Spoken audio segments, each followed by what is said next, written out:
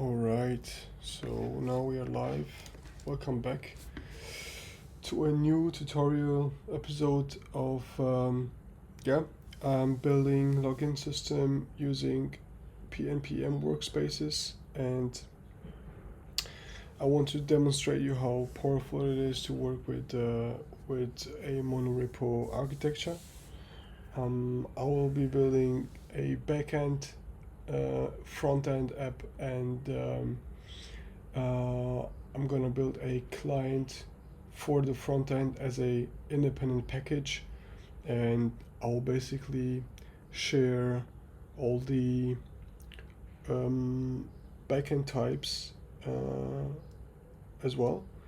That means in a package where I would implement the client for the front end, we would have shared types between backend and front end. But I'm gonna demonstrate you that in practice now. So let's basically first create a new project. Let me create a project in a Node.js. Let's call this login system.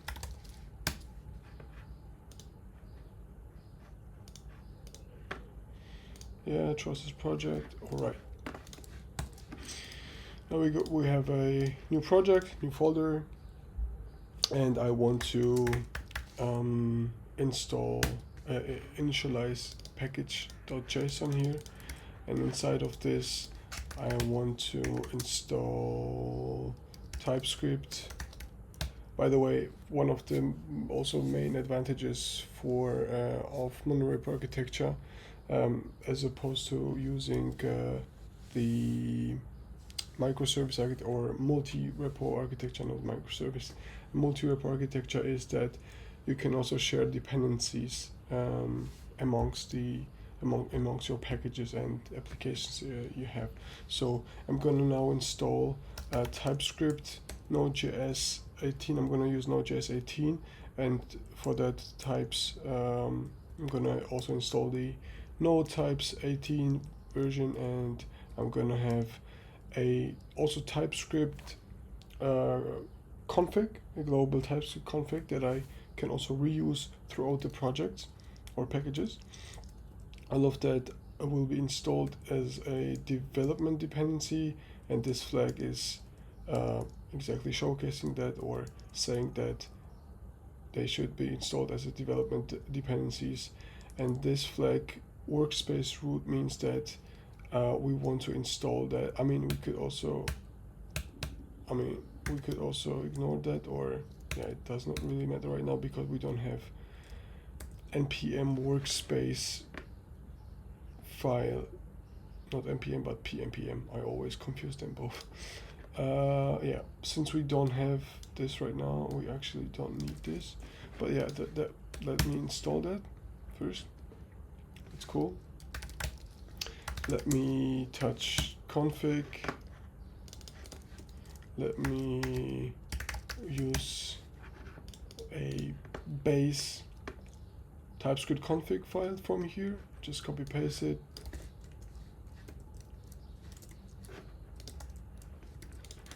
Boom. We've got it. All right. So what we now have is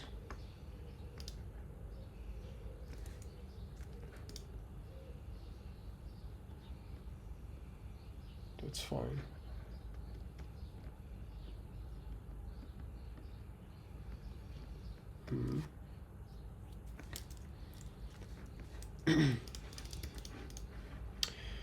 All right. Let me configure our npm workspace directory. npm workspace YAML. Sorry, typo, white space here. And here we have a packages, I think, and in this packages we've got packages directory. So here we are including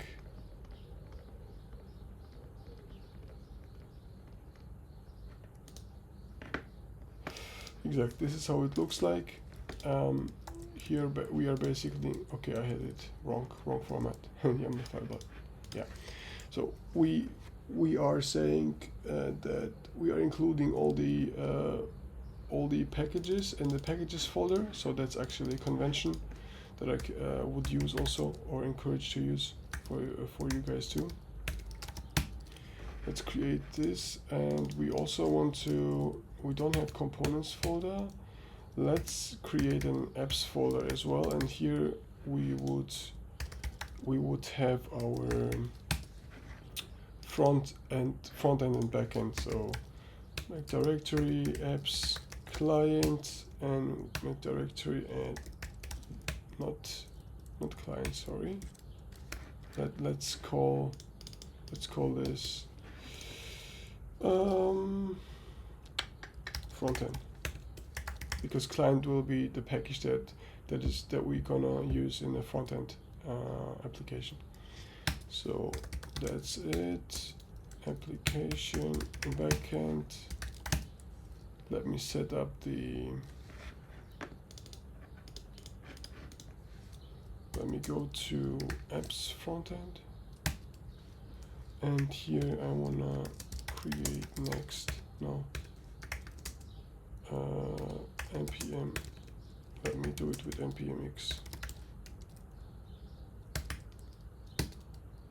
Creating a next application, I'm choosing nextjs because it's very easy to use, and it also comes like with certain advantages and structures that you can reuse, and you don't have to basically make a lot of configuration on your own. And I also enjoy working with it. Let's use TypeScript. Let's not use ESLint for now. Let's use Tailwind CSS. Source directory, yes, and we want to also use app router. Import aliases, we could use components. Now it's installing all the dependencies. Now we are good to go. Now you can see we created a front-end application inside of this.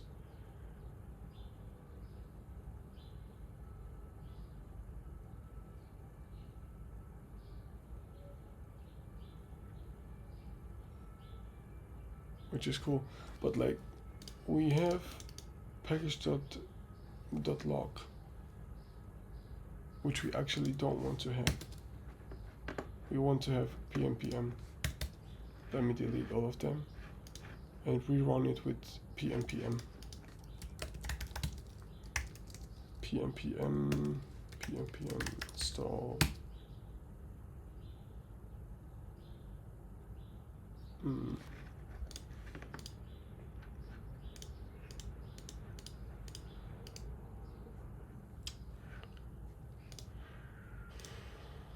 Now we installed all the dependencies here, and all of the dependencies are tracked in the pnpm block YAML file and in the root folder. So now we are good to go. Let's test if that works. If the front end works. Let me open this. It should work, right? Yeah, it works now, which is very cool. Now I basically also, what I want to do is I want to delete this TypeScript package from the dependency in the package.json file, which is in a front-end directory, because we already have it globally installed here. So there is no need to basically also have it in the front-end package.json. Let me reinstall everything again in the front-end directory and see if it still works, right? It says, oh, we don't have TypeScript anymore, but it's gonna reuse the TypeScript that we installed in the root directory. So let me, boom, and then as you can see, the application works. which is very powerful. And we can also, you can see we don't have any type issues or anything, so TypeScript works as well as expected. Now we're cool, I think. Okay, we also don't want to install types node 20 or in general this package, because we have it globally or root level, like it's on the root level also installed. Other than that, I think we are good. Let me also delete types. I think it's inside of here.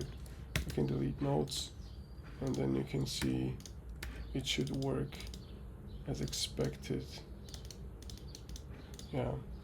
For example, from types node, we have process env, and as you can see all the types that process has. That is something is not Node.js specific. So if we wouldn't have types node package, we couldn't basically see all these types here. So this proves that the global types node package works for our front-end application in our apps or in our apps app folder. So that is fine. Now I want to also create prettier package config, because I want to be able to reuse prettier as well throughout the projects. So let me install prettier config. Okay, I just selected something else. Boom. Let me take the basic configuration here, paste it in the pretty.rc file. Cool. I also want to install globally with Pnpm at prettier as a development dependency, and it says running this command will add the dependency in work. Yeah, that's why we need the -w flag, which is workspace root, and that basically means that we are sure that we want to install this package on the root level, because it assumes that you are making a mistake because you don't want to install the package on the root level, but we know what we're doing right now, so that's fine. Cool. Let me now configure my IDE to run prettier on reformat code action and on save. That this prettier package our IDE already chose automatically the right package, which is in our root folder, node modules prettier. That's fine. We are applying it. Okay. And now, as you can see, if we save our file, it applies prettier config, or it reformats using prettier. Nice. Okay, now we have that as well. What we want to do is now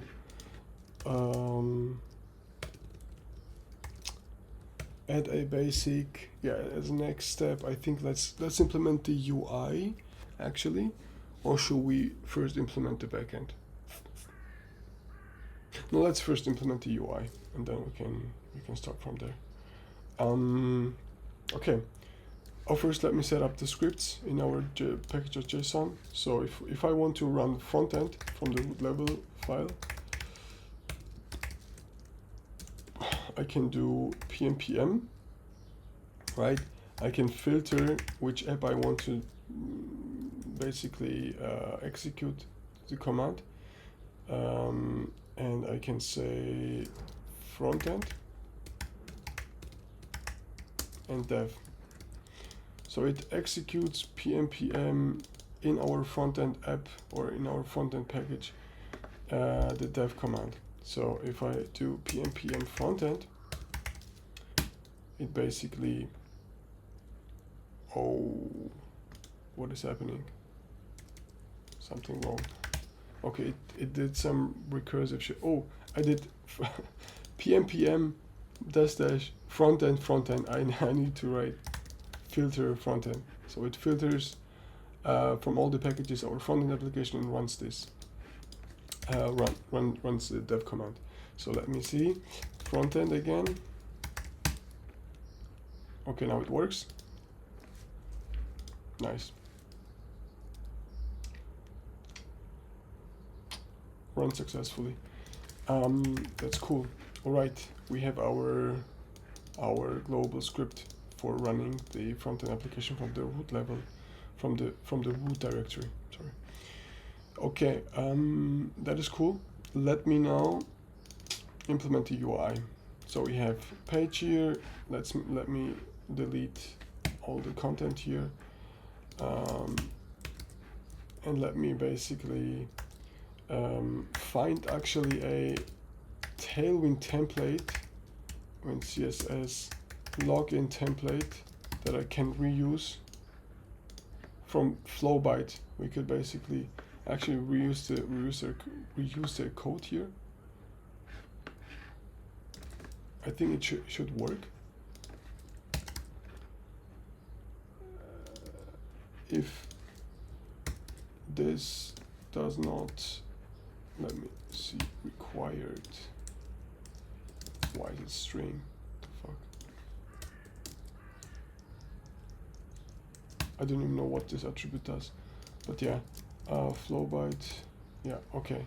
So since this is an HTML code and we are using it in our React application, we need to adjust the closing tags here. So that's fine. We don't need Flowbyte image. Thank you. We just need the login page. So let me run frontend again. Localhost 3000. Nice. All right. It looks. I want it to be a bit bigger, or the width should be a bit larger. What is preventing? I think min height is. Let me see what. It should. Okay, I know what it is. Because it takes a certain percentage of the. We have a section. We have main. Okay, that's main. Oh, we have a padding. Oh, yeah. Let me see. Padding. Not good. Oh, that was. Okay. Do we have like max width? Ah, okay. It does this here. Okay, it takes okay. But if we remove max width.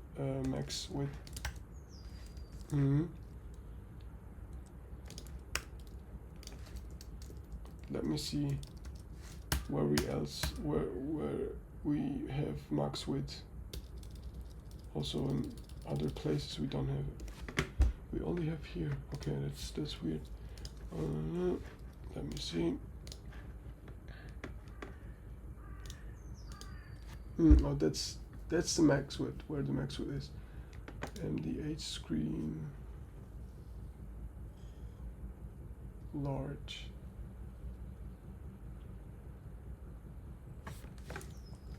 If I do section width, full width, okay, now it works.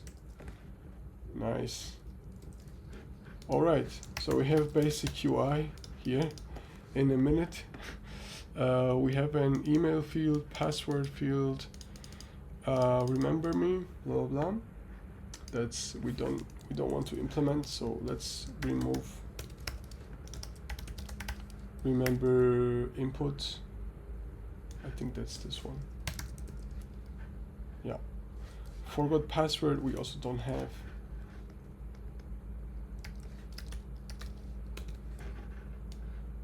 Or at least for now we don't want to implement that.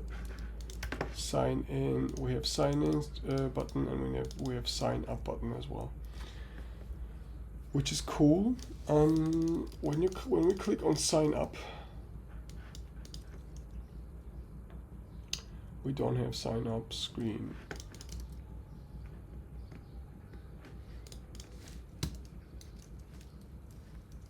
Let me implement a quick logic for that. Login, or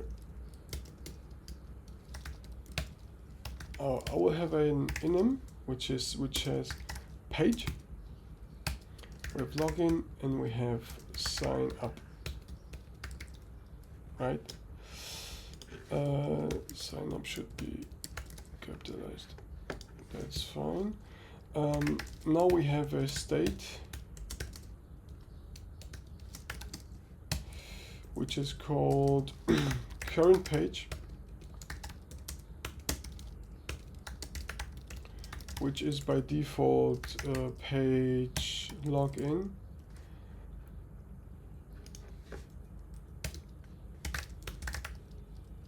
Login page.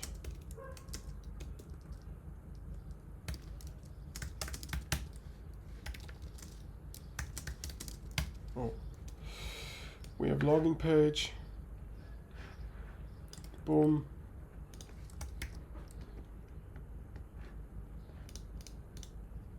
Am I inside of the component? The heck? Oh no. Let me take this out.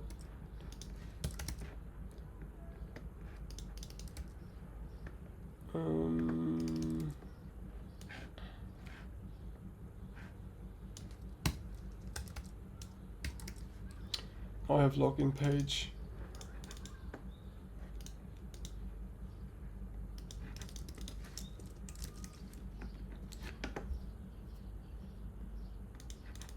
Actually,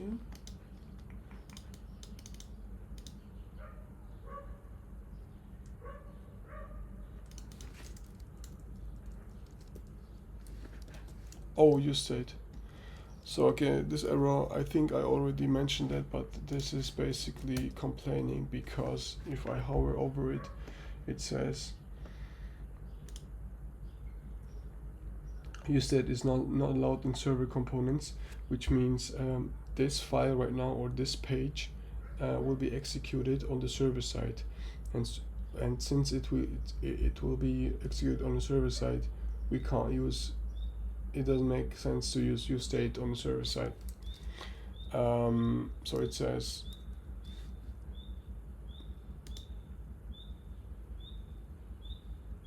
exactly. It says you're not allowed to use this on in the server components. So for that we need to say that this particular page needs to be executed on the client side, and voila, that is solved. It's cool. So current page, I would say if current page is equal to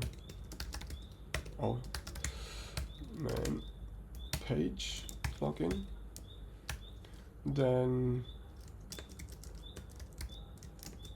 render login page, and if not, then render sign. Let's reuse this and say that's auth page, and it takes a title.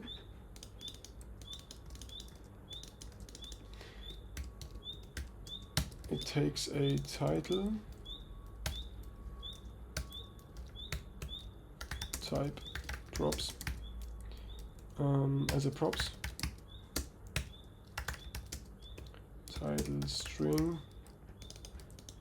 Let me type this component here, so we have a nice developer experience. Nice. So whenever we are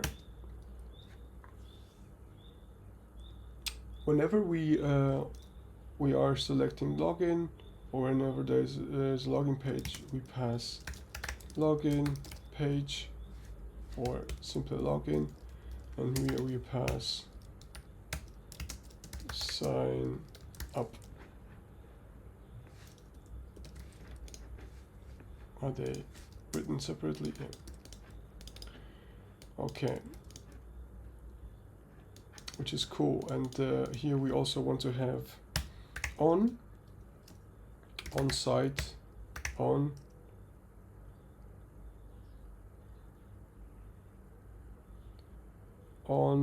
page toggle, or on page toggle, or on page changed. We also can have that.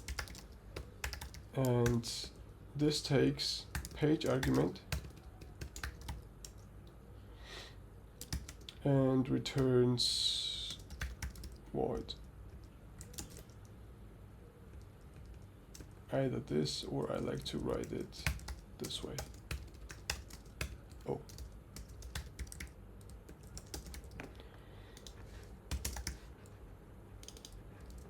So on page changed, first of all, sign into your account.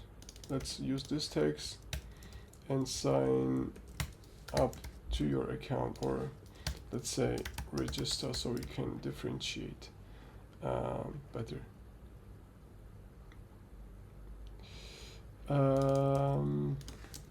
Let me use my title here. We have email, we have action, blah blah. We don't need action. We don't even need form actually, because we are. I mean, we could also, if we want to learn something new, or a cool tool for forms, we could use Formic.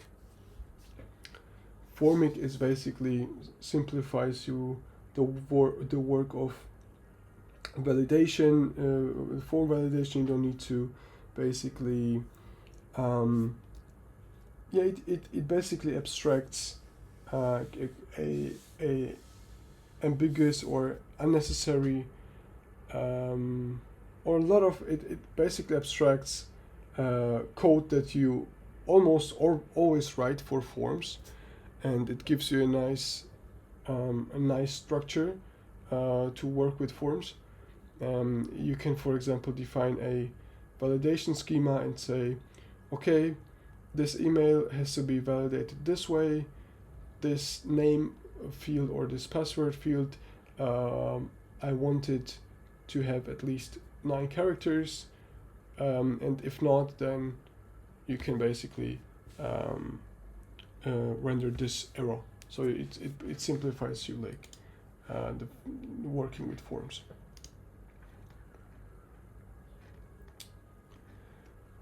We could use that, but for the sake of simplicity, I don't wanna, not simplicity, but it just right now not necessary. Maybe we could do it if you guys want. Just let me know in the comments down below. And once we are done with all our session, building the Monorepo application, like full stack backend frontend application, then we could simplify some parts of our Monorepo on the backend side and front side as well. So yeah, maybe we can work with that later if necessary and if needed. But for now, let's keep it simple. Form, we don't have form, or it can be form, and we can add on change, not on change, but on submit. And on submit first takes this here.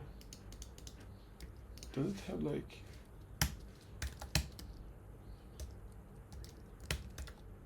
target? If I submit the form, I was wondering what. Yeah, first let me add the on page change. So whenever page changes,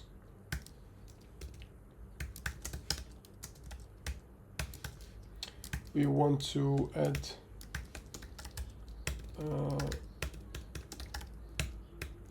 I mean, yeah, we have page here.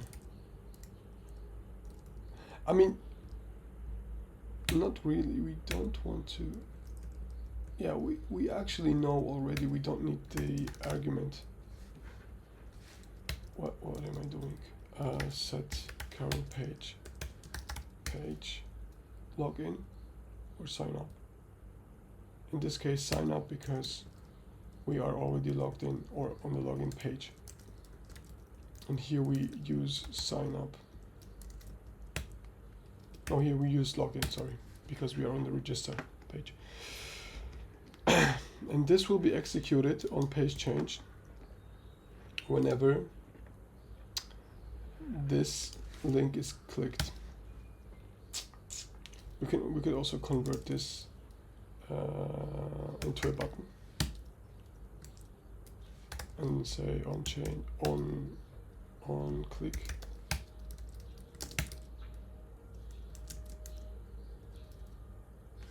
Okay, it says it takes one argument, but we don't need this argument anymore. And here we say if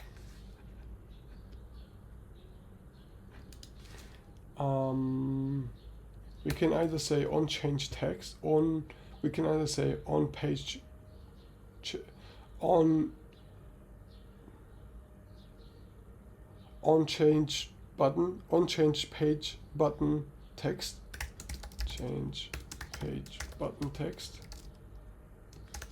or we could also simply pass the page type, and we also don't even need this then, right? Or no, let's use this, and let's have page, no, title, and let's have on change title on change button. No, wait. Change page button text. That's a better name. And that's the text here. And in this case, we have sign up. And here we have sign in. Because from the register page, we want to go to sign in, and from the other one, we want to go to sign up. All right.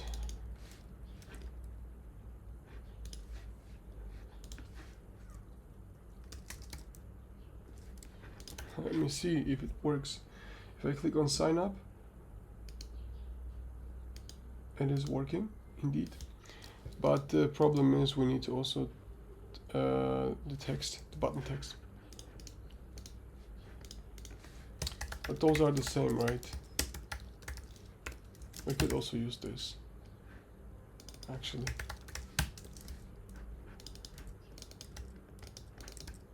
Well, no, but they are. Oh, true. No, you can't.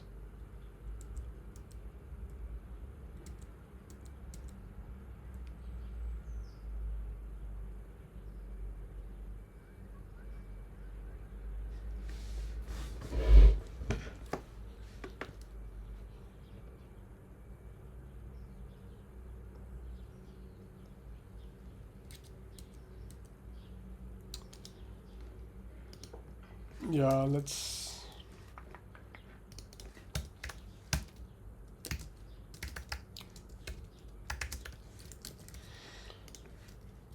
Yeah, we could handle this business logic more efficient in a more efficient way, but right now it's not the priority. So let's just skip. Okay, so it says sign in your account, sign in, sign up button. If you click on sign up button, you can see the register to your account, but the text doesn't change. Let me see, because we didn't add button text here as a property. Now it should say register, sign up, sign in.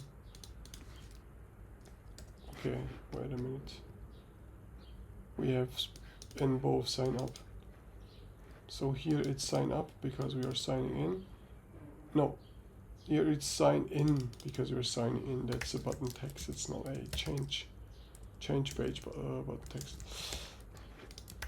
Now it should work. So sign up. Yup. Nice. Good. We have our basic UI set up. That's cool. Now we are going to set up the backend. But first, let me set up the on submit. Let me define on submit. Right. Well, we also need the. Let me see what the target is if I submit it.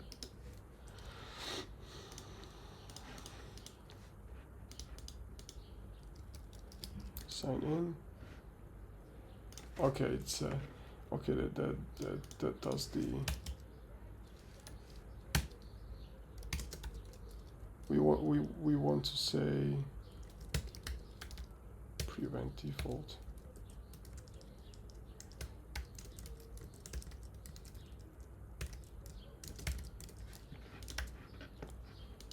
We don't want it to.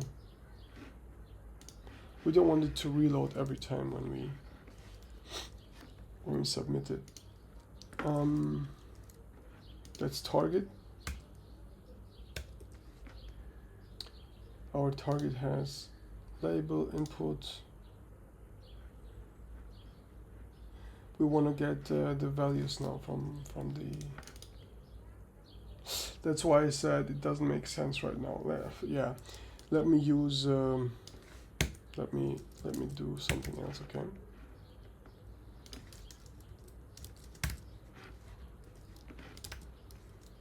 Mm-hmm.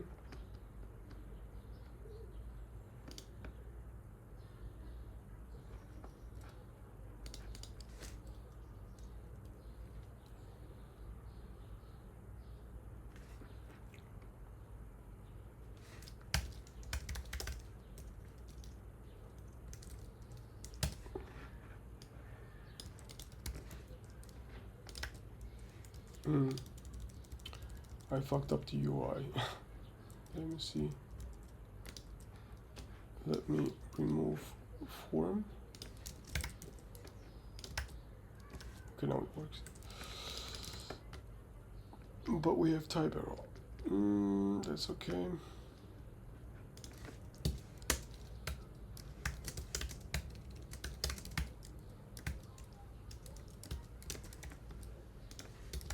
Boom, boom.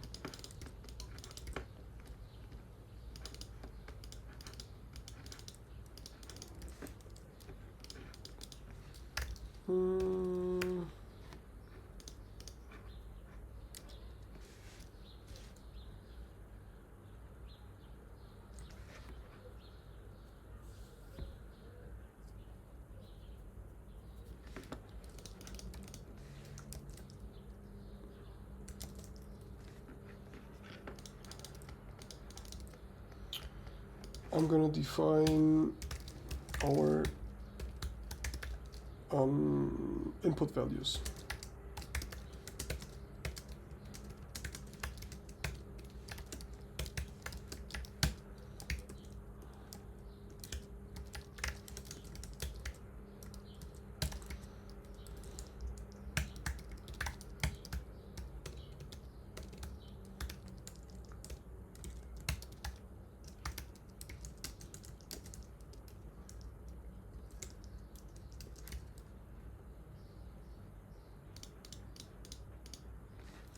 We don't need ID, we don't need name, we don't need type. We can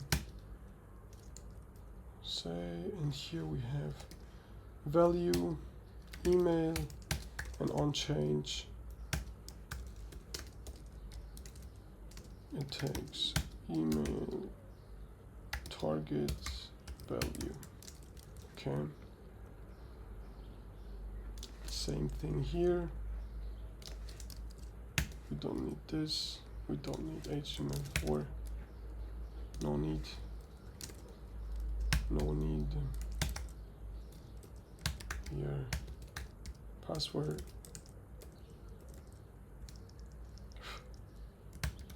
Set password. Nice. So now whenever we submit, our submit is attached to, it's not a type of submit, but type of button. And we say on click. So whenever this button clicks, we call. First we check if email and password are not empty.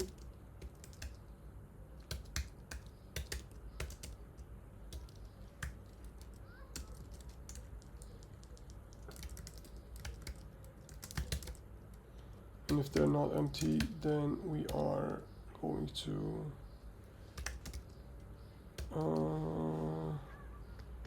invoke on submit function.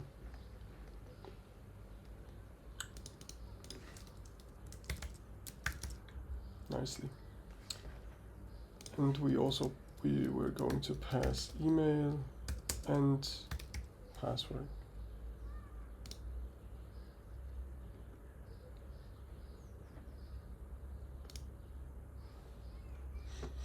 We're going to define, of course, we can have an interface which is called submit data, which is email and password, PhD, PWD. And here we have basically the argument, submit data, and we can pass. On submit data, we've got boom, boom, boom. We also can implement error handling as well, but we don't need to, because I really want to keep the UI simple. All right. Sign in, empty doesn't work. If I, let me see if I log out. I'm logging out at sign in, register as well. So here we have login data. Here do we have register action.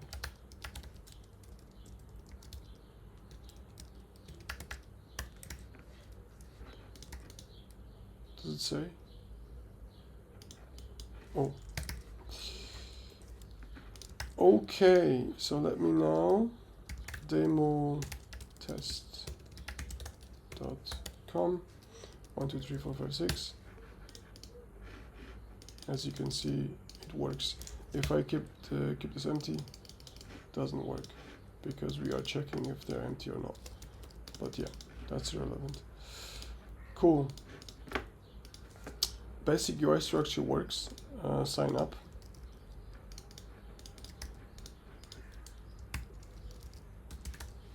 Yeah, right now we are not checking whether it's email or not, blah blah, but that is right now irrelevant, as I said. If we want to implement advanced form, then we would use forming for that, and we don't need to write like each time validation for. It's very simple with forming to write form field validations. So I won't do it from scratch right now because it's annoying. Right. I mean, that is cool. It works, which is nice. Now we want to set up the backend, right? I think we want to set up backend, and backend. Let's go into apps, backend. In our backend, we have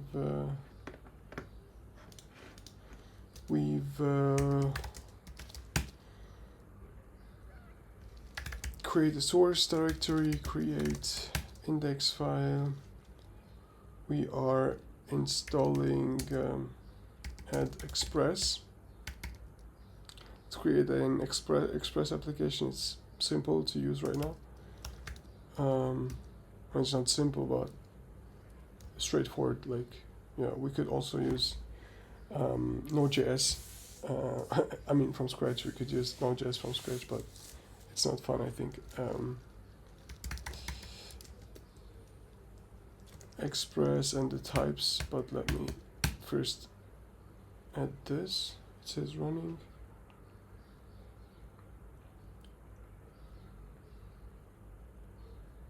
Oh, sorry. I need to first make this as a, initialize the package.json. And now we can add express. And we can also add as a development dependency types express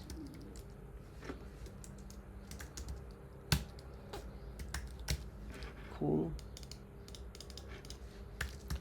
So express from express, let's initialize the app. Let's listen to the port.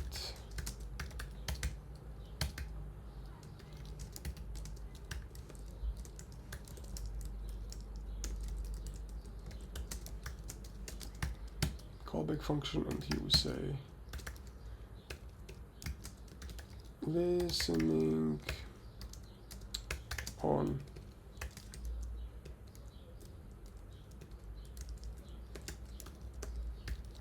port. Nice. Let me run. We don't have any script here. Let me have TypeScript, and let me have start.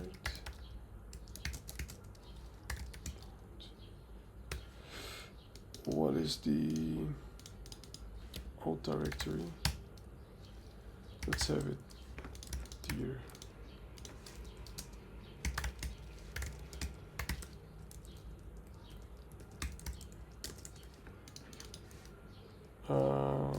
No, the convention is actually this. My fault. Okay. Pnpm, not dev, but start. No, first we need to build it.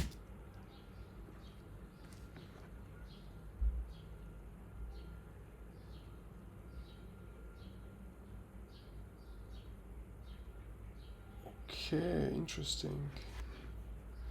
It refers to, I need to include, does it have actually the front end TS config? Yeah, it has. I need to include actually the, these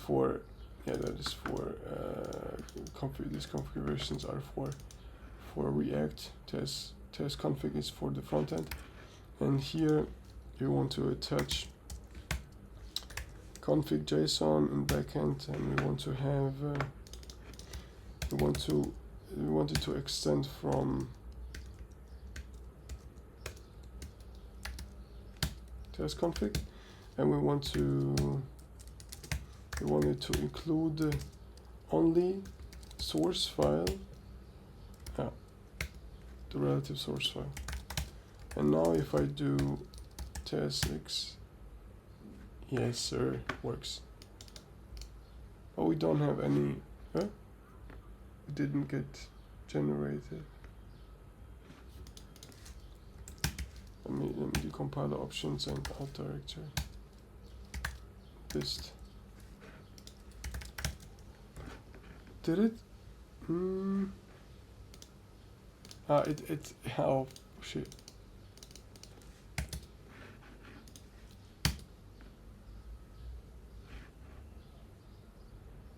It doesn't generate in a root level.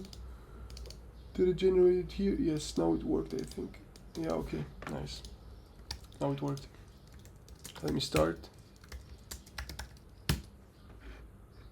300, 3000, and if I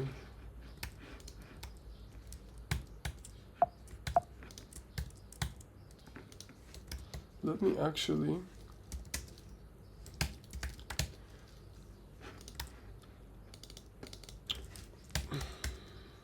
have a get route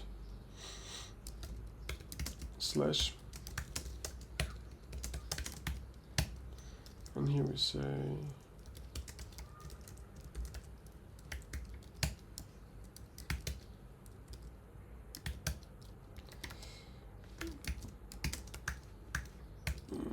number message.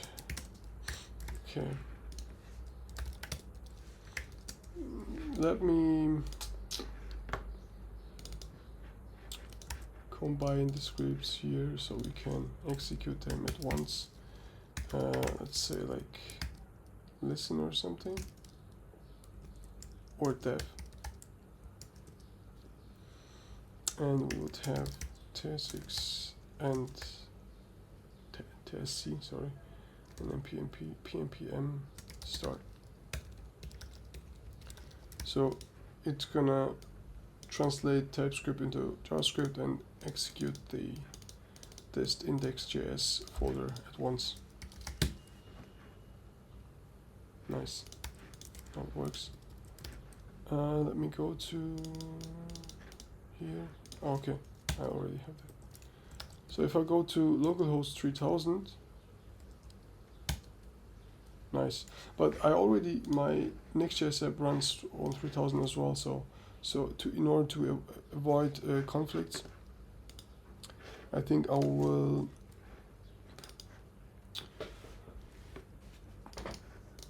have 8000 here by default. Again,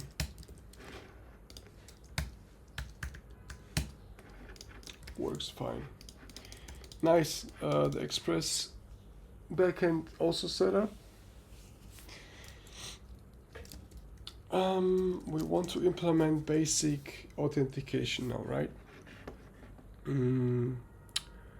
I think I'm gonna do a quick pause, and I'm gonna come back in like 10 minutes after a short break, and then we can continue extending the backend functionality.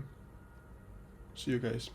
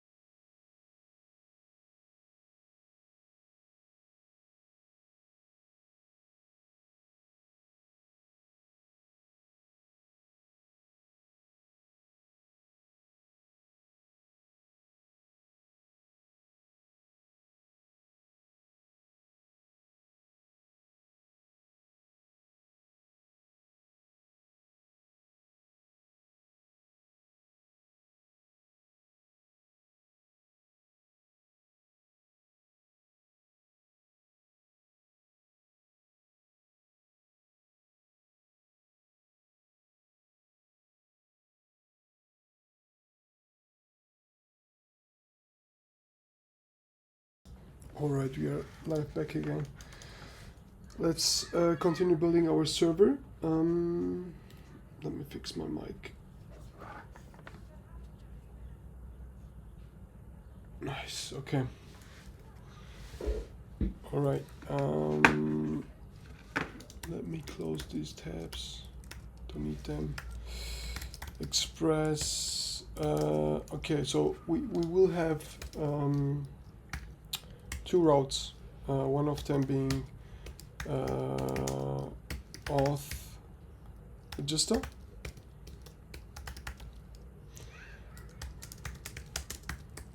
which is a post method, which is a post route. It's gonna have request blah blah blah, and we have another route, also auth / login. Here we get the body parameters, email, password.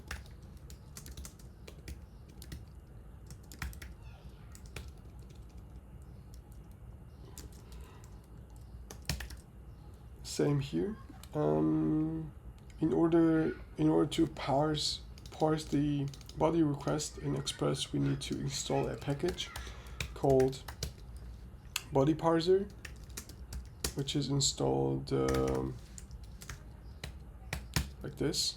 I think we also need types for that, but I'm not sure if it already comes with types. Body parser, yeah. So we also need to install the types for body parser as a development dependency. And here we have a JSON, which we pass the Express app middleware, basically, like this. And now Express will be able to parse the body payloads, and yeah, we can use them here. That's cool. We can also type this request here, and in order to type the body, we need we can use generic typing, and this works this way.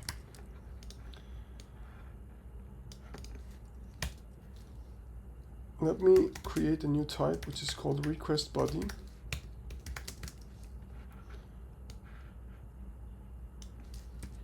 Request body. We're gonna have generic type here, passed, and we're gonna use this for body. So we don't have to write empty object, comma empty object, comma empty object, and then the body type, but we will have directly like request body, like this, which is cool. And then we can even abstract this and say this is an interface for auth register. It's a auth register payload, for example, or you can say either payload or body, doesn't matter, and you can pass it here, and now you can see we have fully typed body, which is very cool. We can even type interface auth register response, and it's also very powerful because let's say we want to return token.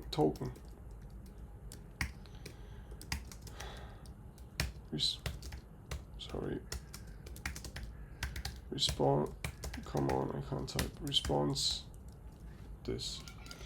So whenever you send a response, you can basically see what you like, what needs to be passed. And if you, for example, make a typo, it is going to say, hey, this argument does not exist, blah blah blah, which is nice. Very powerful. And exactly these types are going to reused across front end and back end. So in the later episode, we're gonna basically abstract this into a package and reuse the package across client and the server, or front end and the server, which is cool. Okay, what we want to do is, I think for this episode I won't going to integrate database. Rather, I will just use a variable that basically stores the data on the server disk. So we don't have a separate database, but a separate, it's variable that basically is going to be stored on the server. So let's define user. It has email. It has UID. It has email, and I think it doesn't have password. We don't want to store password. Oh no, we want to store password actually, which is also a string. We want to store password, yes, like this. All right. Now when we register, first thing we want to do is check if user with the same email exists. Okay, so found user, we are going to use users find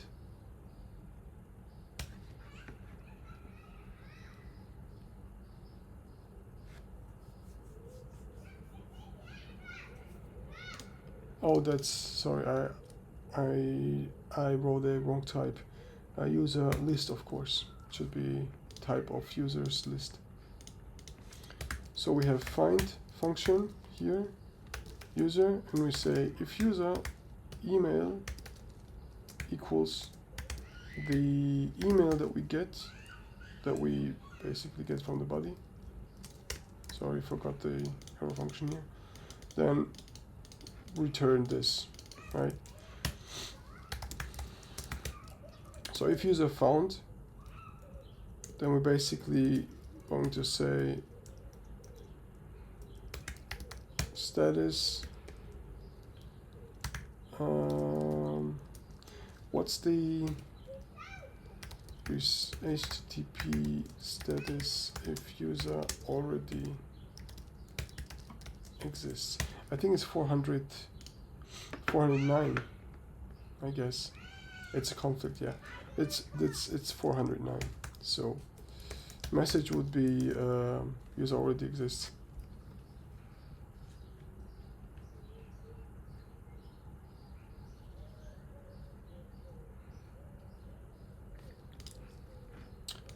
We want to type error, which is an optional thing, as either token is string or null, I would say. And here we'll say token null, and we've got an error.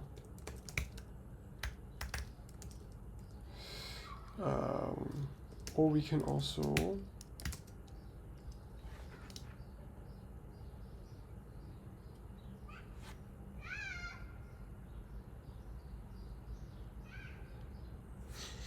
say here either it has this response or the string.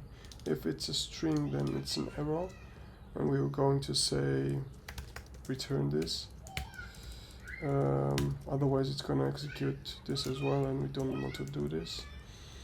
We're going to say user with the email already exists. right? And note that instead of this, if we actually would implement database, we would have an instead of this code, we would have a database query that checks that gets the user from the database.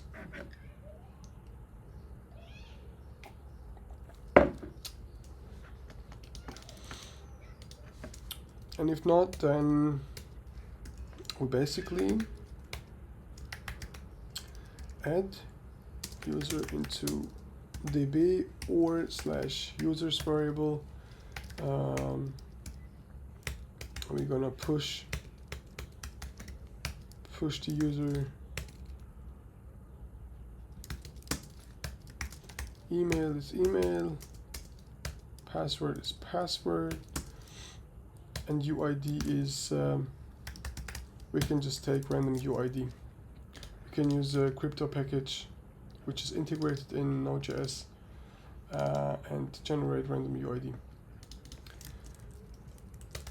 We actually normally, if we would build it for production, we would implement a password encryption / decryption functionality as well, because we don't want to. It's basically more secure, because if somebody cracks your database and sees all the password, or somebody listening to some request and catches the password that you sent from the server, then he's going to know what the password is. So it's usually more secure to encrypt / decrypt your password or the password from the user, but in this case we're just not going to do it, because it's just for sake of simplicity, and I just want to demonstrate the powerful the power of Monorepo architecture here. So no need to encrypt decrypt the password here right now. So we're going to push this, and now what we're going to do is we are going to create a token. We're going to generate a token actually using JWT. So JWT-IO, JWT Pnpm. We're going to install this npm add JSON web token.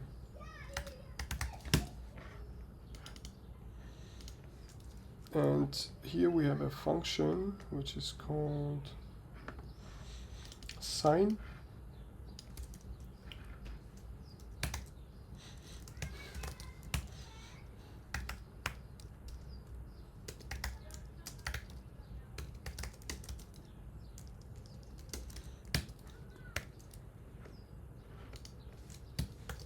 Do we need types as well?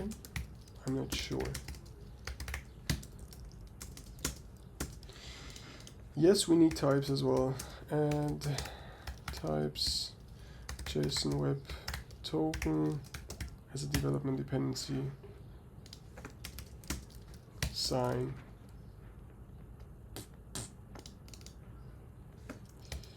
We want to sign the token here with user object.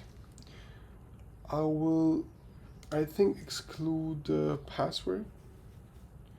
I will just use, let's define a new user object here, so we can reuse the object to work with the user creation and signing token. So user here, boom, boom. And here we say email and UID only. We need to define secret or private key here. Let's define it here above, JWT secret. Usually you want to have this in your environment variables as well, but let's first just start and just keep keep stuff running, and then we can refactor afterwards. JWT, let me generate a random string. Node.js generate. There is a code that I can just look up in order to generate the secrets, or like a strong hex strings. Generate secret hex with crypto, and we can use that for as a secret key. And this is how it works. We can take 48 bytes.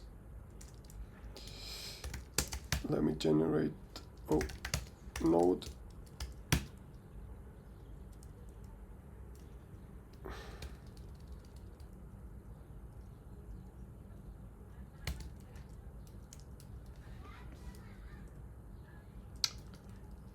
You can also, okay.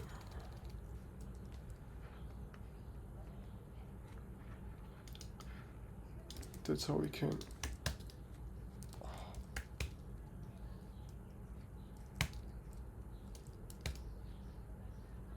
What is happening to me? Token? Yeah. Let's just take this secret here. Pretty long. Exit. Alright. And if this exists, we are going to send the token, which is cool. If not, then we are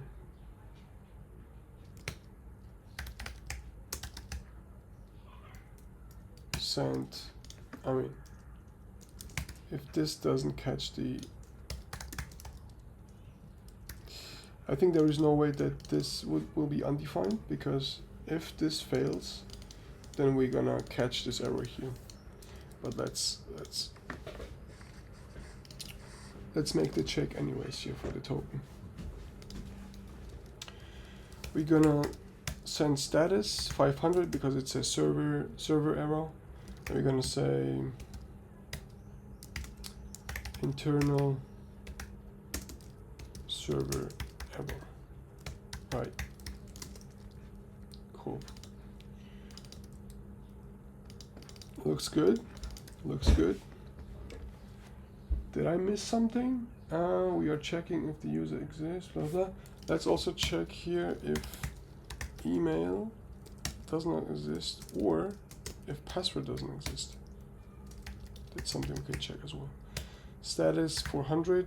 No, 400 is bad request, right? Status, I think it's 400. Yeah, it is 400. So 400 sent. It's a bad request.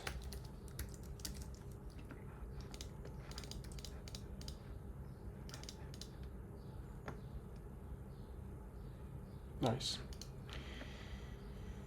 What we can do is we can define a client on the backend side, and a REST client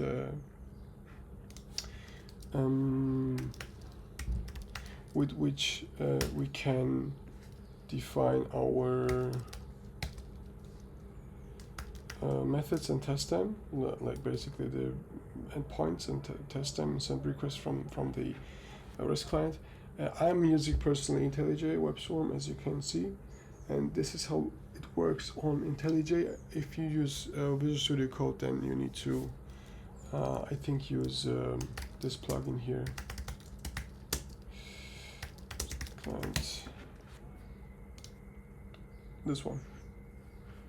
And just follow the tutorial how to make requests. It's pretty similar, but yeah. Localhost 1000 auth register. Content type is application JSON, and we are sending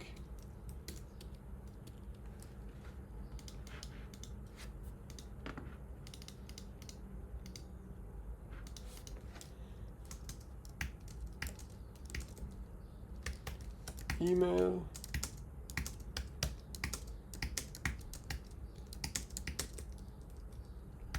and password.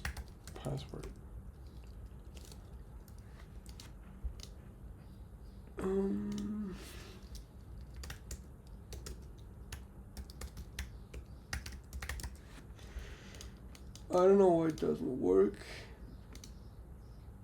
Let me see I think it should highlight the JSON. I think I'm doing something wrong.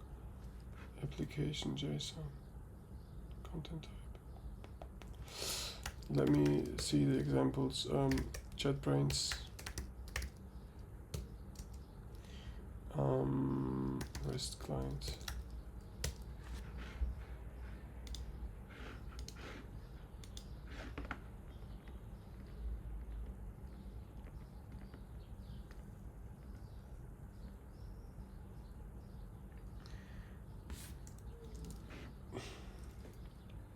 Oh, I mistyped it. Application JSON. Oh, of course. Always. Okay. Cool. Let's see if it works. Let's run our backend locally. Nice. Boom. We got a token. That is good. That is very good. So it is working. Let's now define, let's also implement the login route, which we use, we want to first check if email exists. Then if we want to check if password is correct. And then we want to check, then we want to generate the token. So first, again, check if we can copy this. It's very similar logic here. We're checking if email or body is missing, or password is missing in the body, and if yes, then we are returning this or sending the 400 status with bad request message. We are searching for a user and checking if user does exist. If user does exist and found user email equals to the email that user sent,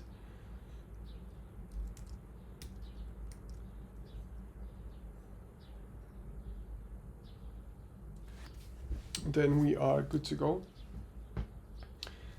And this, then that's fine. But if user doesn't exist, or let's say if user does not exist, let's first do individual message. Like let's send the individual messages, or for each check, send a message. Status. Response status if does not exist. I think not found if user does not exist. I think it's 404. Yeah, it's 404. Should be. Sent user does not exist. If found user email is wrong, then wrong email.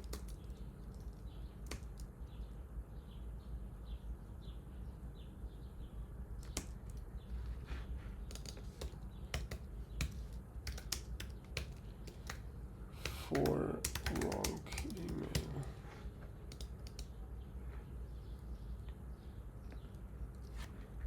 Bad choice of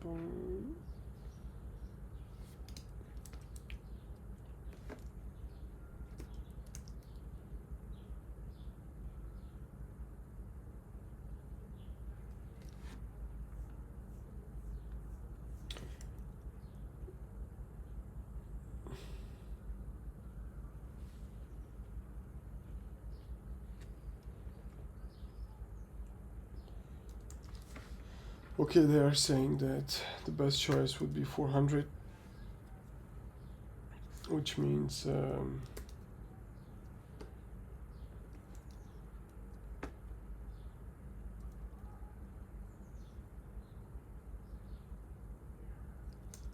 bad request. Yeah, just let's stick to bad request right now. We want to check. Let's check this at once. We can say if this or the password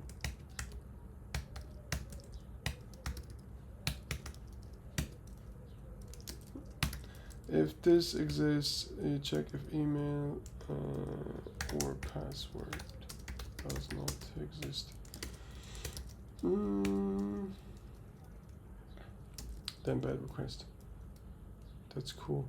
And then we want to generate the token again.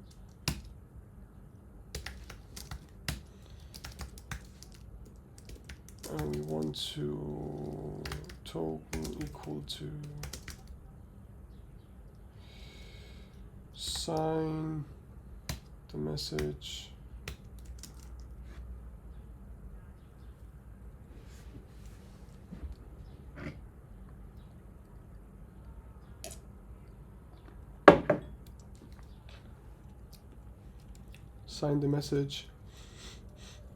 with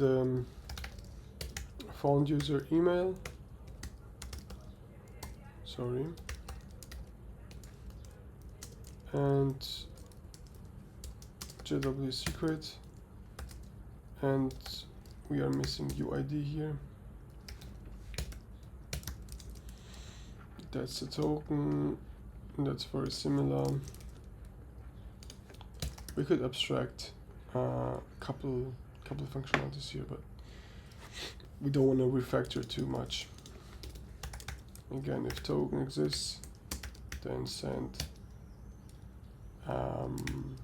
token.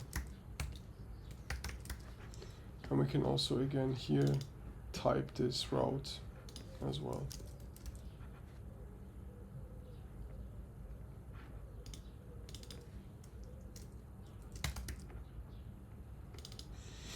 Auth register payload, but they are the same actually. Let's name this auth payload because they are basically the same for register and login. And also the same here, auth response.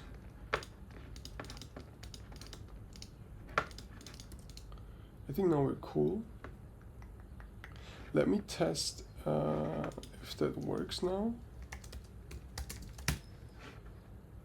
Let me open up this. Let me add another request and request login post to the login endpoint. Let's first create the user. Boom. We created the user. Now we want to log in. If we run it,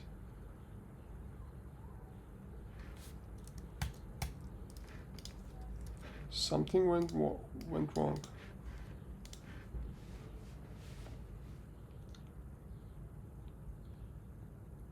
Oh, we need to sign. We need to await for the signing process. Oh, I didn't have this here too. The heck? Oh my god, no way.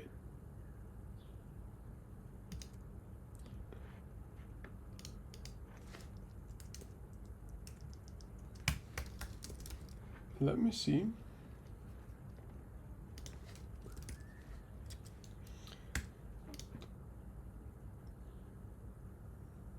It's not a promise. Okay, so that was not the issue. So it does the job synchronously. Let me see why it failed actually. That's interesting.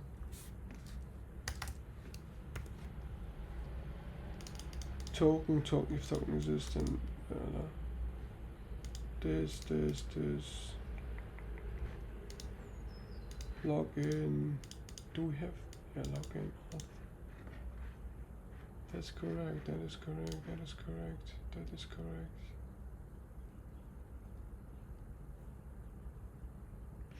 If email is not equal to email or password found is not equal to password, then that is correct. If this is not found, this does not exist. That is also correct. That's correct. Let me rerun it again and try it again, but I'm not sure why it didn't work right now.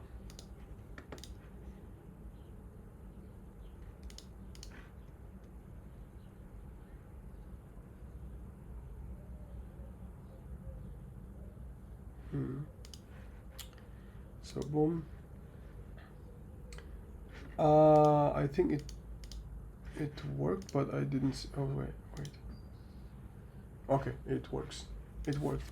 But now it worked. So I logged in with the token. I can log in with different tokens again. Okay, it just yeah, it's the IDE or this REST client that is integrated in the IDE sometimes, yeah, it's messed up, but yeah. It works apparently. If I send wrong email, it's going to say user does not exist. If I send a wrong password, bad request, which is nice.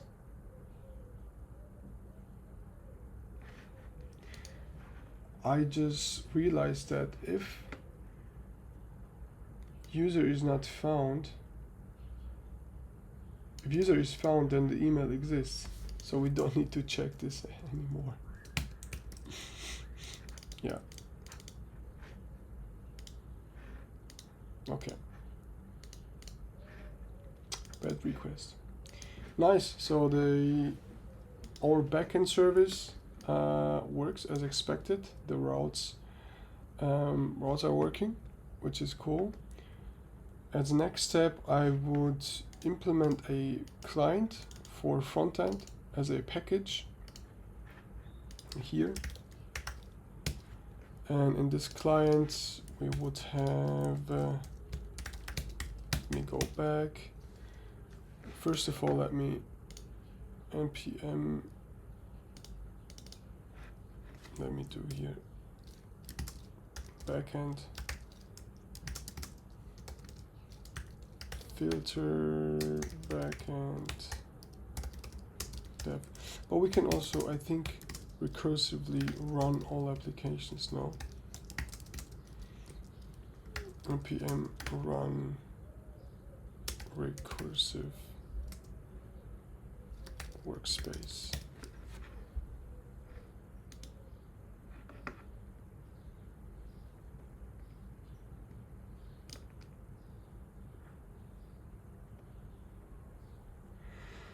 There is a way to do it. Don't know exactly. Did I route? No, Pnpm, sorry. Okay. It has this recursive option that you can use. So if I do npm r dev, then it should run run frontend and backend as well, right? So npm run all. Nice. Works as expected. Okay, that's nice. So it's very powerful. Cool. Let me build a go to packages client, and in our client we are going to make directory source. We're gonna attach index.ts. We are going to install. We are first going to initialize package.json. We are going to install Axios. And now we can basically, and also since we want to Let me also attach the tsconfig. Nope, tsconfig.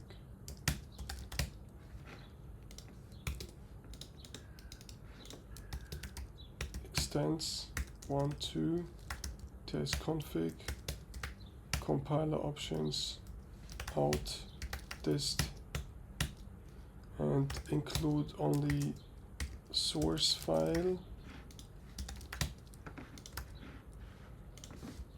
Here we want to tsc typescript typescript. Nice.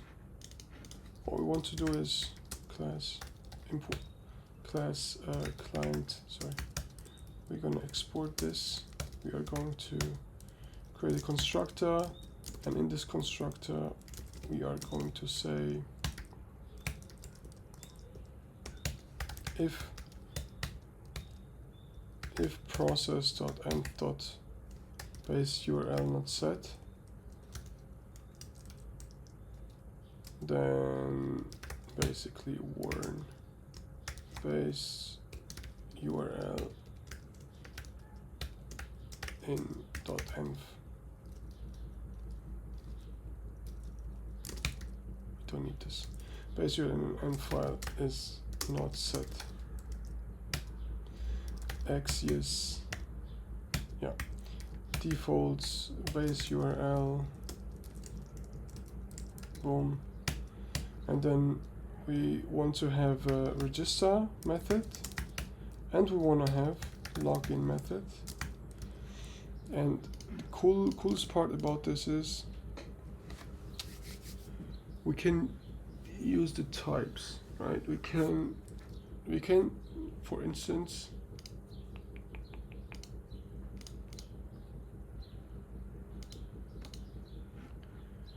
define API types as a package, and in this package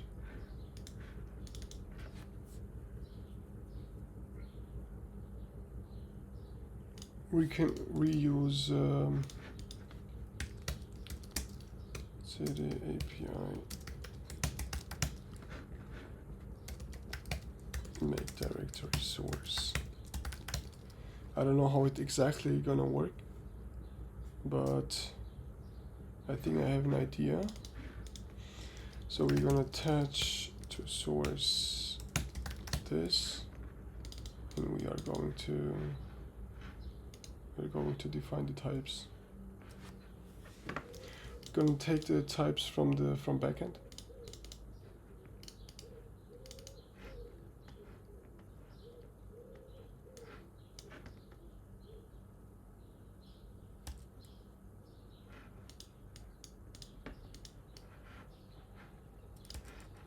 We'll just copy paste, and then we can remove afterwards. Otherwise it's gonna complain. We are going to paste here, export. Nice.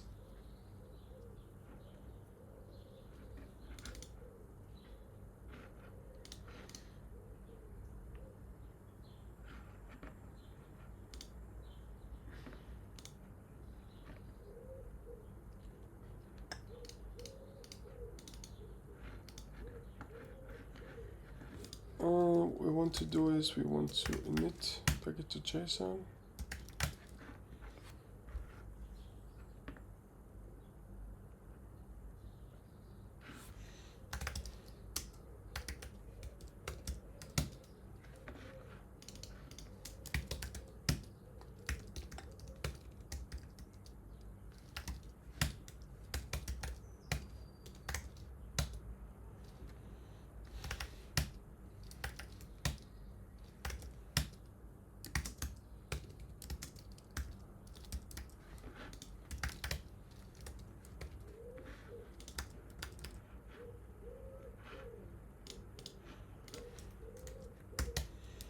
Define TypeScript script.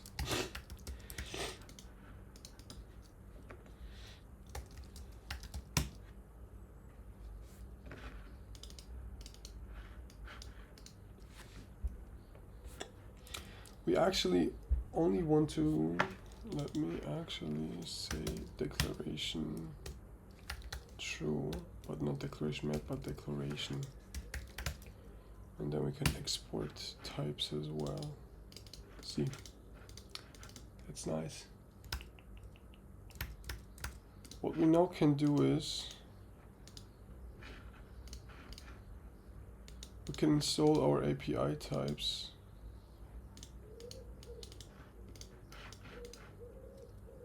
inside of our backend.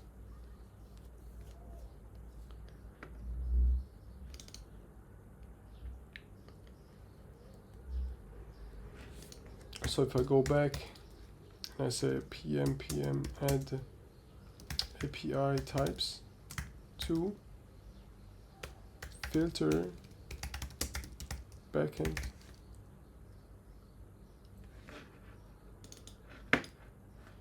it's gonna appear somewhere, I think here.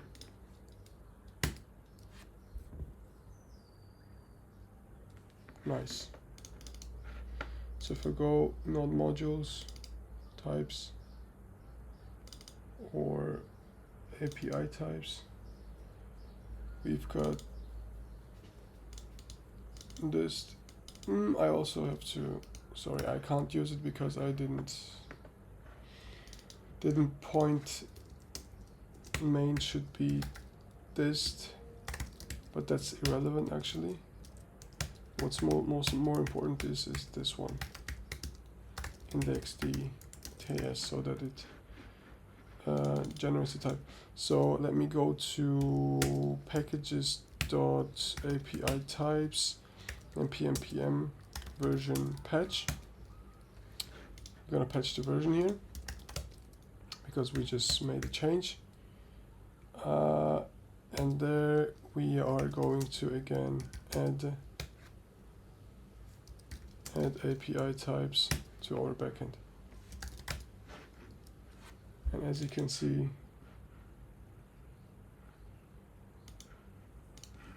API types, this version, we have this new stuff, new configuration. Here we have just the types, nothing, types. So now what we can do is we can use the types, you guessed, inside of backend.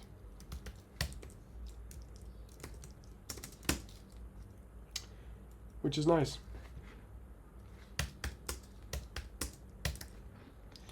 You can delete all these types here and you can reuse these types from the package types into your backend. It's very practical approach. Works fine. Let me run actually backend. Executes nicely. Cool. Let me go and write the client exactly. And in client we need npm add API in client as well, to be honest, right? No version available for API types. The package may be unpublished.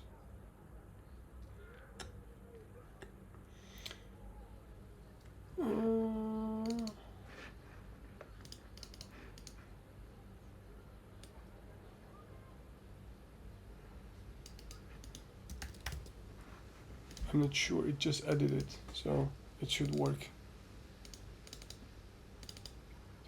Nice. So what we can do is here we can have a register payload, which is auth payload, and here we have auth response basically, right?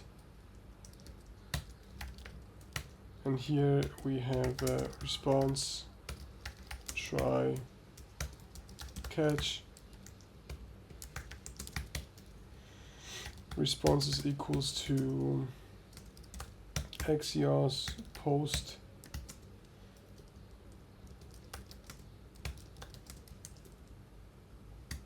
auth register should be async.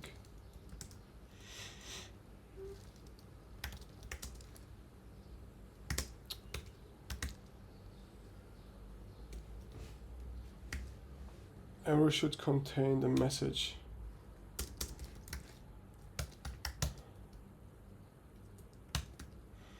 Let me also define like messages here. Failed to register user.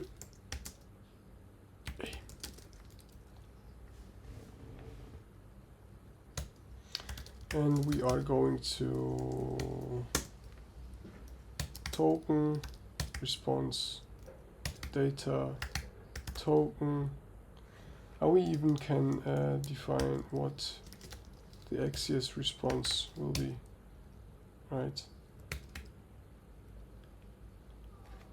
Sorry, it should be response token or arrow.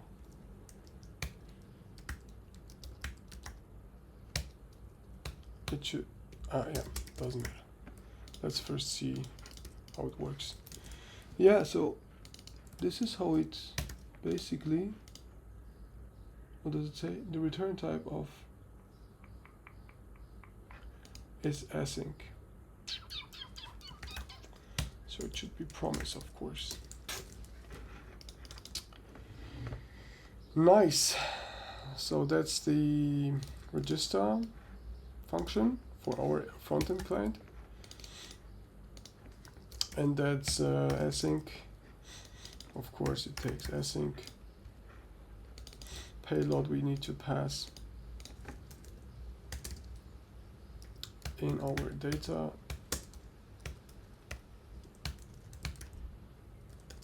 Boom, as data in nextjs. Same here. The types are same for register and login as well. So we are going to pass payload again, and here we change the error message to failed to login user. Other than that, it looks great.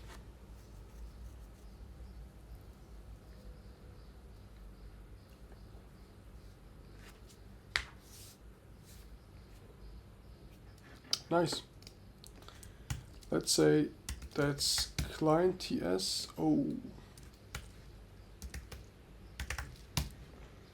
And we want to export everything from client. And we need to, of course, pass, we need to specify the main property here, and also the types property, right? Which is the, did we enable the declaration in our TS config? No, we did not. So let's first set it to true.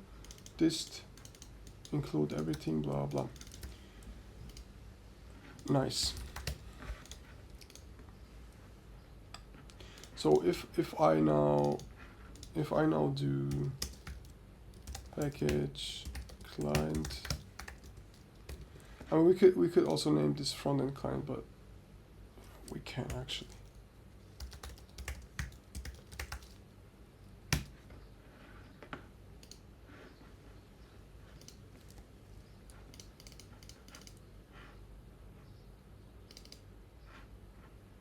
API types, did I already add front-end client to front-end?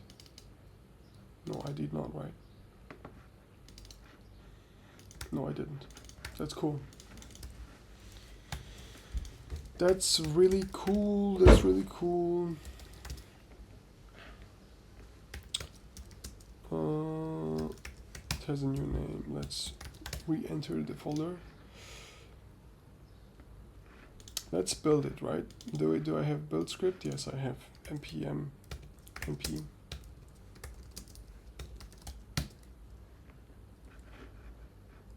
Dist client.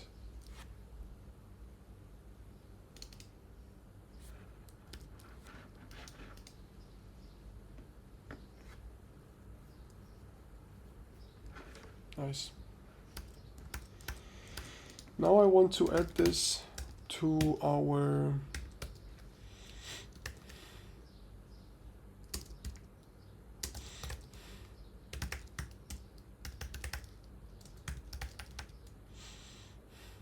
front end. We want to add the front end client package into our front end.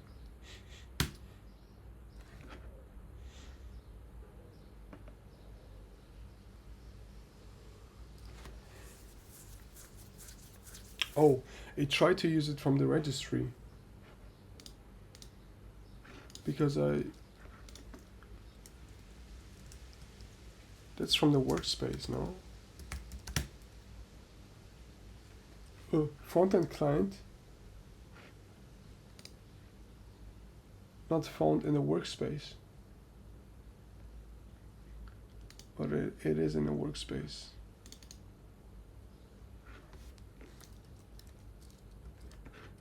That should be working.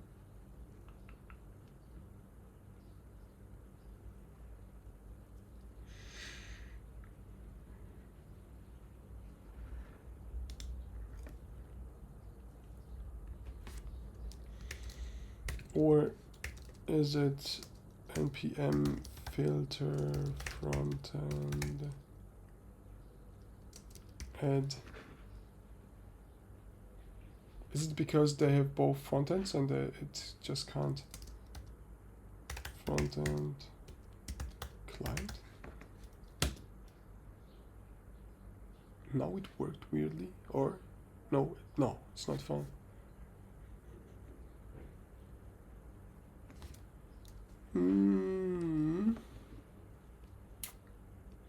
Let me rename this to client again. That's weird. I know why, because I can leave this name here, the same name as we wanted to have. Client. We just need to rename this package inside of package.json. So we need to say front-end name, front-end client, exactly. And now it should work. And now it's going to search for the workspaces and it's going to find the name. Nice. So go front-end, package.json. We have front-end client as a dependency here. And if I open node modules, front-end client, we have a front-end client here, and we can't use it in my IntelliJ just messed up, but no worries.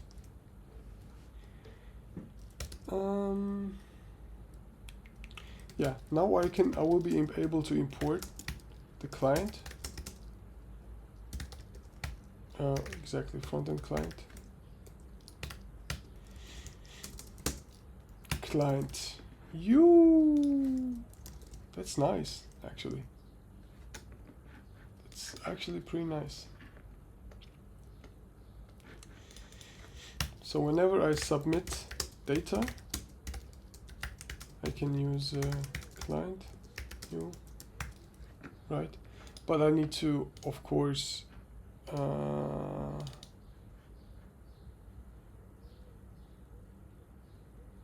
add the environment variables base URL,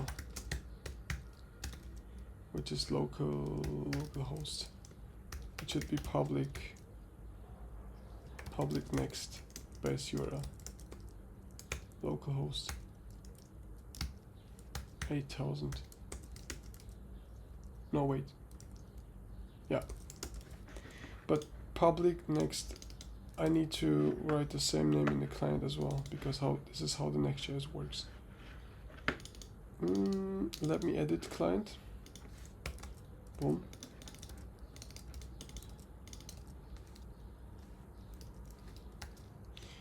Because if you check out the environment variables of the nextjs, you can see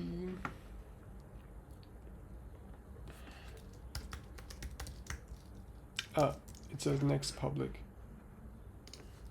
My fault. Next public. This is how nextjs pulls all the environment variables by default for the browser. Nice. Okay. Cool. Let's update the package. Version patch. Filter. Frontend. Client. Okay, no, it doesn't work this way. No. Yeah.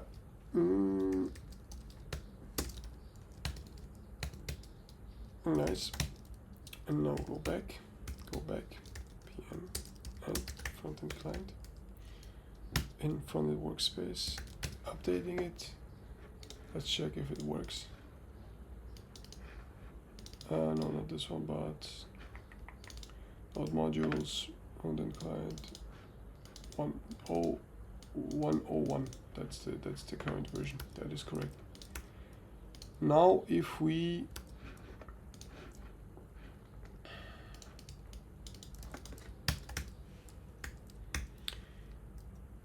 run the client or log in, we have all the types, which is nice.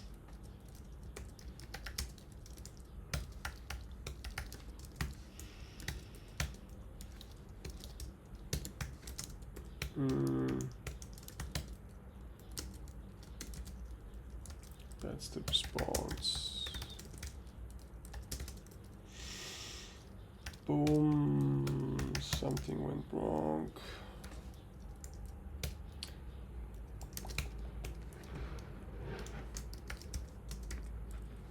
So first let's implement the register, right?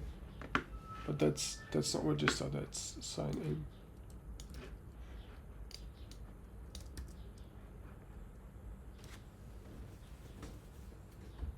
And we can also initialize client once here, but we can do that afterwards when it works.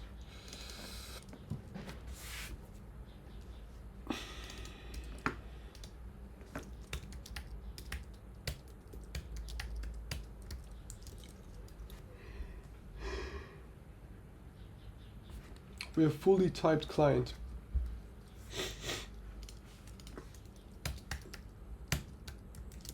Nice. We can run all the applications.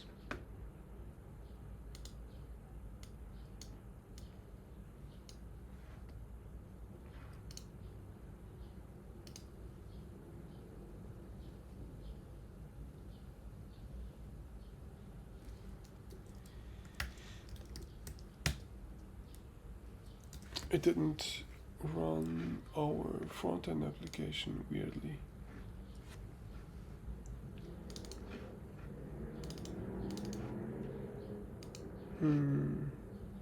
Why though?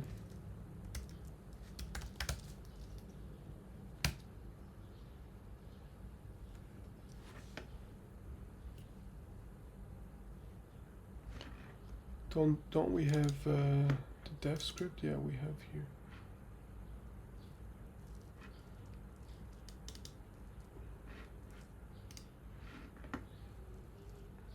Anyways, I can figure this out later. Then let's run them separately, I would say. We have a backend and we have a PM frontend. Nice.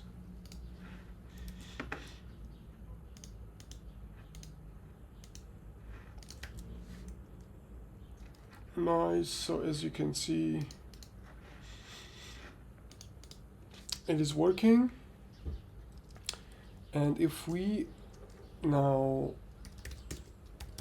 want to register, let's register and do the sign up. It sends the login. because I didn't change the, of course.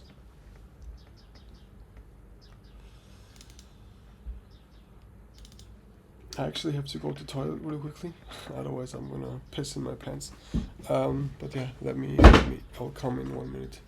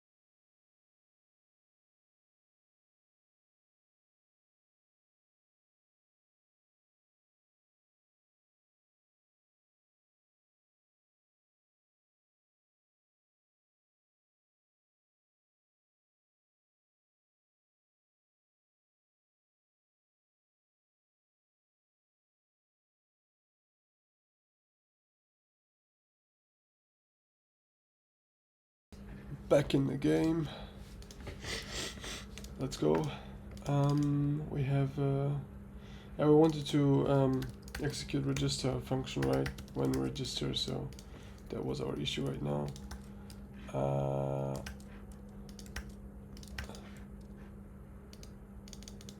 What is happening right now? Okay. Cool. Let me try again. Demo example. 1, 2, 3, 4, 5, 6. Network. Sign up. It failed with this page could not be found. What?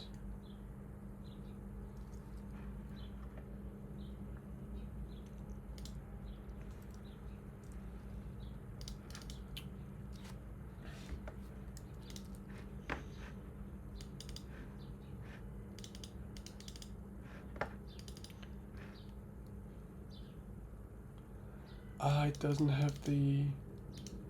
Oh, that is why I just updated the and front end.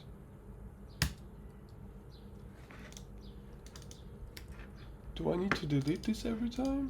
No.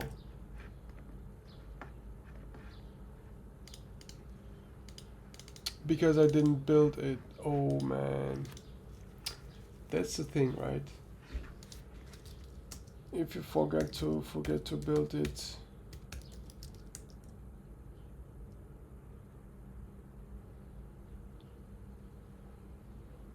yeah, but there is also like a tool that basically detects whether you made a change inside of your package or not, and based on that it basically builds makes a new build or it does not. And right now, since I made a change and it didn't basically, I need to rerun build command every time when I make a change, and it actually should happen automatically in an ideal world, but right now I will do it manually. Just go into packages, front-end client, and basically run the build. Sorry, TypeScript. And then we also want to patch the version, or version patch, which is nice. And now if we go back and add the client in our front end, it should contain the right version and plus the right build.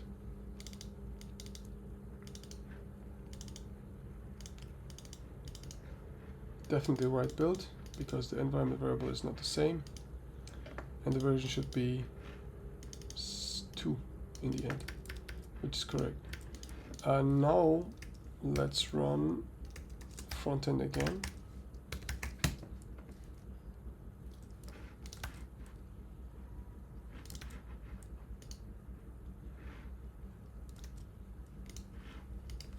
Demo example com 1 2 3 4 5 6 sign in.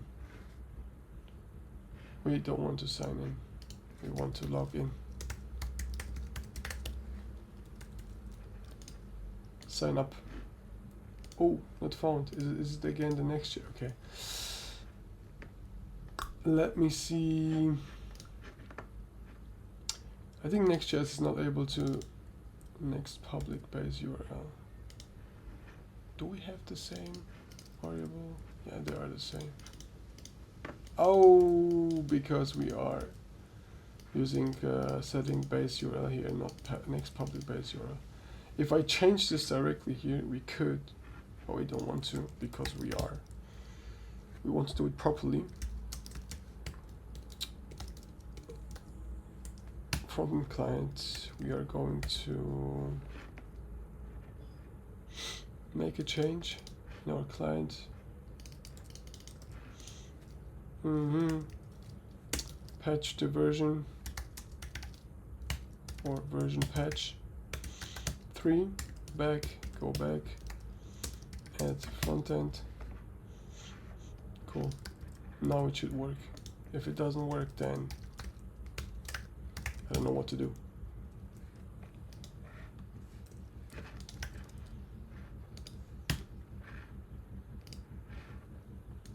Sign up, demo example.com 345, sign up. Okay, it actually made a request to the server, I think. No, it did not. Why?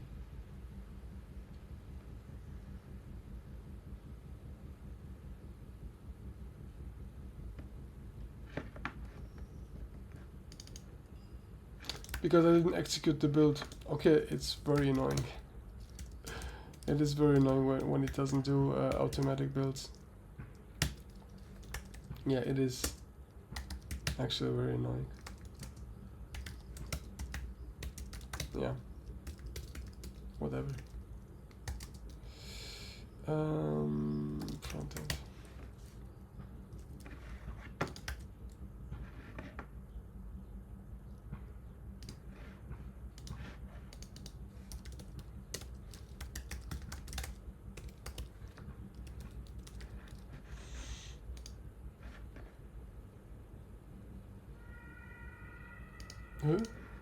Sign up.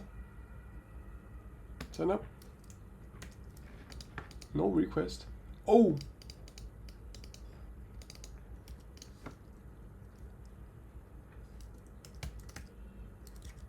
That's login, but we are we sending for empty credentials also for?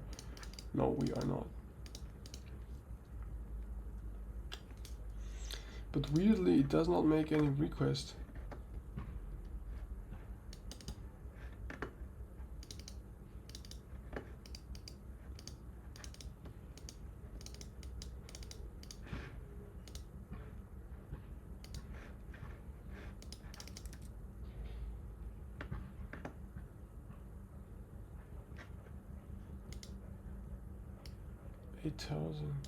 That is correct.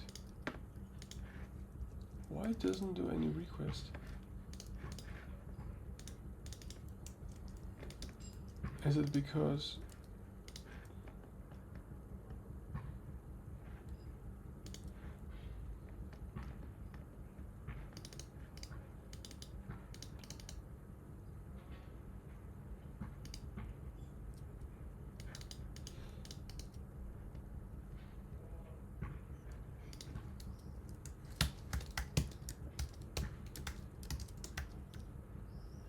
I want to know if it is executed.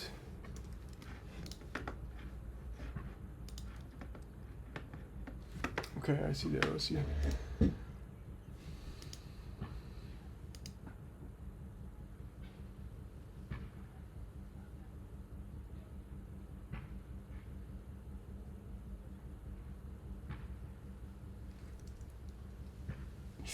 Okay, the configuration was wrong. Let me see.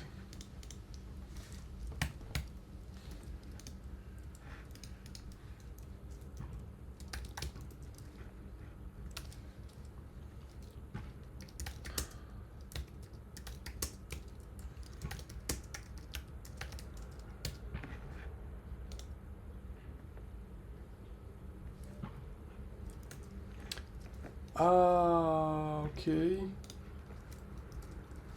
It should be boom. Now we are talking. Okay. Now we are talking. Let's go.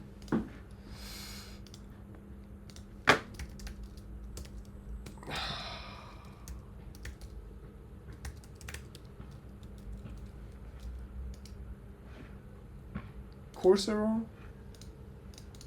and then register, course error. Okay, that's because of the course. Let me enable the course on my browser.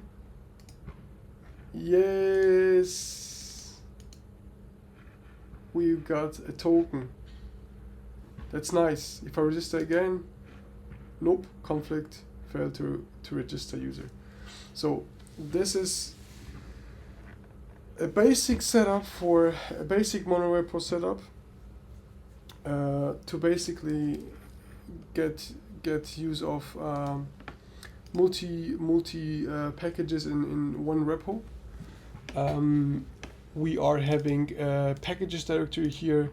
We created an API types package that is reused in our front-end client and also in our backend, so that the front end and backend share the same types.